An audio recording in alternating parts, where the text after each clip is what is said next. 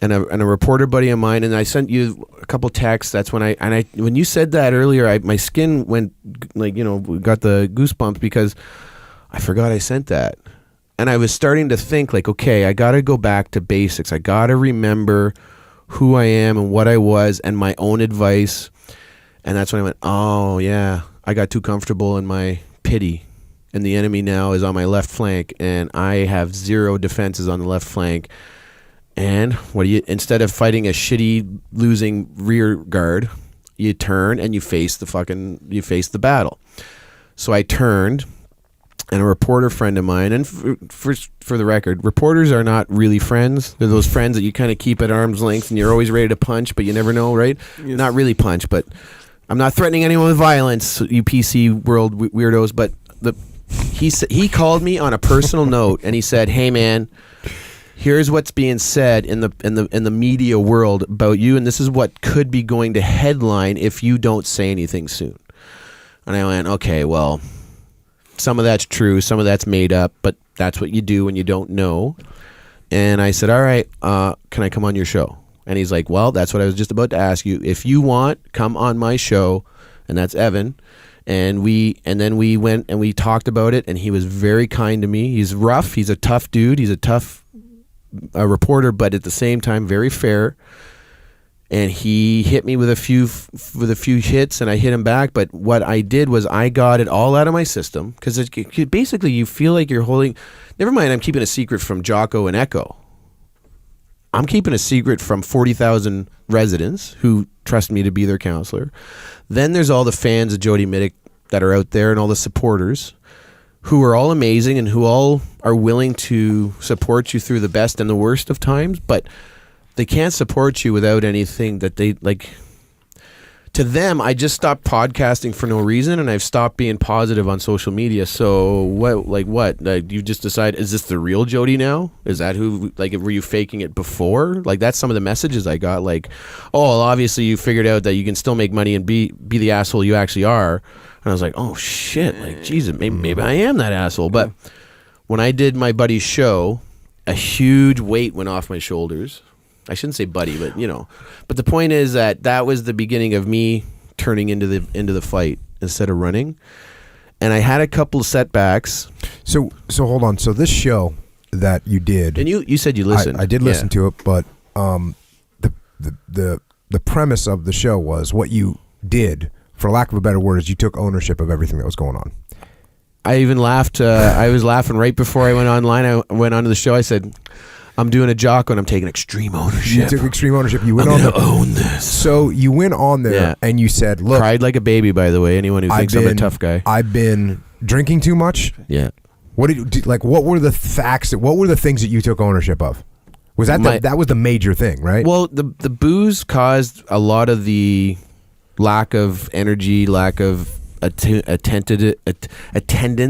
went down, because it's one thing to be buzzed, it's another thing to be completely hungover and fucked up and show up for a meeting. Like, you know yourself, I know myself, and I know, like, if I go in there like this right now, people will be like, he is completely fucked, right? And I know I'm swearing a lot, and I apologize, but you avoid that. And then so I said, okay guys, well, here's why I missed this meeting, and here's why I missed that meeting, because I've turned to an old friend, Crown Royal, instead of my therapist and my doctors and my friends and my family and my supporters, and all the things that made me able to cope from 2007 to 2017, so for basically a decade, I forgot about, and I left behind. Like, never mind the gym, like, stopped the gym, stopped talking to my therapist, stopped talking to my kids, stopped talking to my ex, stopped talking to my mom, stopped talking to my dad, my friends. Again, I was self-isolating. And there were times when I'd want to pick up the phone and just call, like, you or Rob or some of my friends at home or some of my sniper buddies, and just be like, I don't know what to do. And now you're a man, Echo, right? Sure. Imagine trying to make that call. Yeah. And I'm not saying it's a man problem. I'm saying it's definitely a human problem. But I'm the guy everybody thinks. I get told, you're the poster child of success post-injury. And I'm like, in my head, I'm like, I'm a fucking bullshitter. Like, that's how you feel. And I'm like, whether I am or not, I've been lucky and I've made a few decent decisions for my own accord, and I am where I am through hard work and discipline. And now what? And now I feel like I'm losing it all because have I been faking it? Was this just a ride that I was on and now I'm done and I want to get off? Like, the things that go through your head. Now, first of all, I was never suicidal. That never crossed my mind. I don't know why. It just didn't. But I did have one thought one day where I went, I think I understand why some guys take that path, though. I had such a day one day where it was in December, and it wasn't like I thought, oh, things would be better if I was dead. It was like I was at such a low moment, and I went, I think I get it why sometimes guys take that path, because it's just like, you know, like it was just such an extreme combination of everything from all sides, and I went, I think I kind of get it now. Because before, I don't know about you, but I've tried to figure out why some of the guys go that route, and I just can't. But that moment, I went, oh, okay, I kind of get it. And it wasn't like I thought solution for myself, but it was very quick. It took about 2 minutes of in and out. And it stuck with me, though, because I went, that's the first time I've ever had any thought like that, right? And then, so my daughter's birthday is late December, and I missed that one too. And then New Year's Eve. And I've already made plans to go and do an assessment that would tell me how terrible of an addict I am as an alcoholic. Because that's what you are. You're an addict. And I'm going to AA, kind of, sort of. And I have a sponsor who's all over me. He's a great guy, and I won't say his name here, but he knows who he is, and he's a beautiful human being. And he's trying to get on top of me, and Luke's trying to get on top of me, and my mom and my ex and my friends, and they're all trying to just be like, okay, man, like, we get it now. We've heard your calls loud and clear. Now, how do we help you? And then it's trying to like mitigate that. And then, well, it's Christmas. I'll have a few drinks. I know I told the world this, but I can handle it. I'm not that bad. And then the next morning you're like, oh man. But then New Year's Eve, I had some company that came out because they're like, we heard you, man. We're here. It's New Year's Eve. Let's hang out. Let's have fun. We'll have a few drinks. We're all here to keep an eye on you. Can't get that bad. We know who you are. And the next morning, it's like, I did what? Because now all the pressure's on now to get better. Oh yeah. And I was hearing radio interviews where I was headline news in Ottawa for a couple days where they went, wow, real brave of him to say that. Now, how's he going to get better? Guys are talking about me. I have to retire or resign from politics. In Canada, with the gun laws as they are, anyone can call in a threat on anybody who owns guns, right? So some gun-hating citizen, and I'm not hating them for this, I'm just hating them for being a dick, said, oh, I can get a prominent gun owner's guns taken away if I call the police and say I think he's a threat to public safety. And that's all you have to do. It's completely anonymous, which is bullshit, and anyone can do it against anyone that's a gun owner. And so now the police call and they say, listen, we have to do an investigation. So like, damn, so that actually happened? So this was right before New Year's Eve. So I'm like freaking out. I am losing my shit. And because I'm like, I don't know how it works. Now they're very understanding, but they have to do the check. They look, once the investigation started, real or not, or substantiated or not, we gotta go through steps 1 to Z. Okay. So they go and inspect the guns. The guns are safe. The guns are where they're supposed to be. Everything's locked up. Everything's proper. Talk to my family. Nope, he's never been threatening with them. La la la la.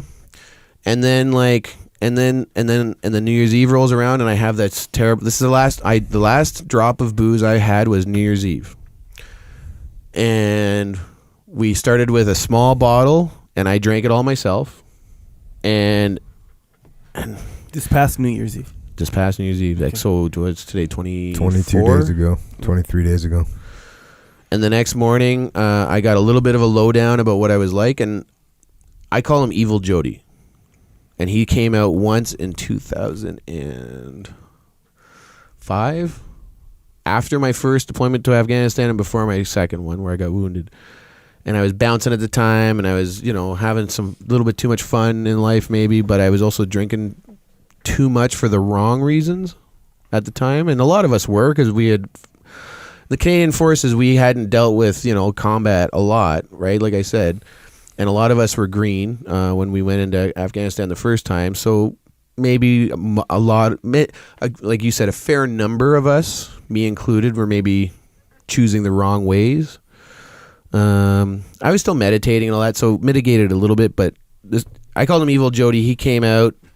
My friend, one of my buddies who still talk to, he's a police sniper now, but he pulled me aside and he said, "Hey man, like, I've never ever seen you act like that ever. No matter how drunk you were, or what it was going on, or how angry you were, or who pissed you off. What the fuck was that about?" And I went, "Oh, that sounds like Grandpa, or whatever." So I locked him in a cage, and I used to joke that oh, don't let the caveman out of his cage. And then, but that night, so 25 days ago or whatever it was, he got out, and I didn't hurt anybody or anything, but I said things you shouldn't, and I maybe made actions that you shouldn't. Yeah, and for me, the biggest thing is when you realize that you had no control over what's happening, and how about know not what even you're remembering? Yeah, well, that's what I'm saying. You don't remember. I you did what? all these things. I said what to who? Oh my God! And you're just like I called one of the people that was there, and I said, "I am so sorry." And he was like, "Been there, done that, dude. You got to get your shit together. I'll be here when you're done, when you're ready, or I'm here tomorrow." He was such a great guy about it, and I went, "Oh, so the world doesn't hate you for being a fuck up," and that helped too. And we talked about this last night, like when you mitigate crisis, David Letterman or Tiger Woods, whoever, like, don't follow the Tiger Woods book. Go with David Letterman. Own it. So explain what David Letterman did, because I didn't remember it. Yeah, so in a nutshell, David Letterman got caught in an affair on his wife. David Letterman, by the way, is like a talk show host at night, and he was. Some people not. Yeah, he's not anymore, but I guess he was, and he was pretty popular at some point. Yeah, he was all right. And Tiger Woods, some people for those knew of you who don't know, is a golf player. So he if you haven't heard of really him, good. he's like half black, half Thai, and he swung a golf club pretty good for a minute. But he got caught cheating on his wife too. But so David Letterman got a blackmail letter right before one of his shows, and the guy said, "I know what happened." Da da da da. Because he was having an affair or something. He had one, or he was having one, and it was like, "Pay me $40,000 a week for the rest of my life, or this or something. I'll tell the world." And David Letterman went, "All right, I fucked up."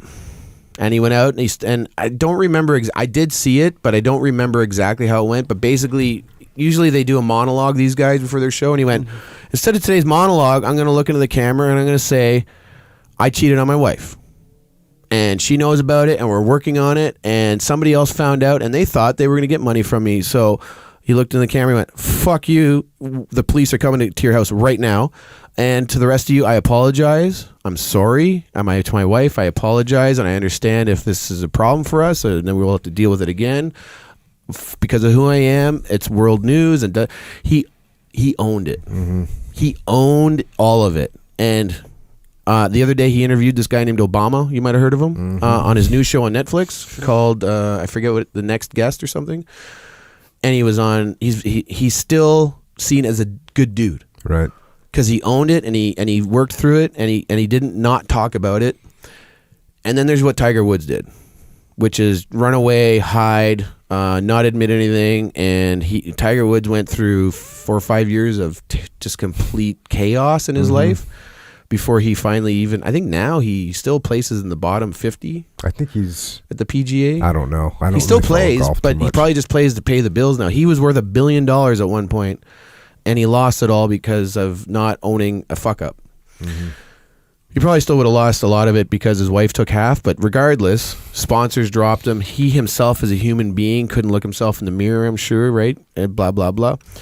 So I said, okay, well, this is my Tiger Woods or David Letterman moment. Like, going on the radio, I thought was it. Now we're 2 weeks later-ish, whatever it was.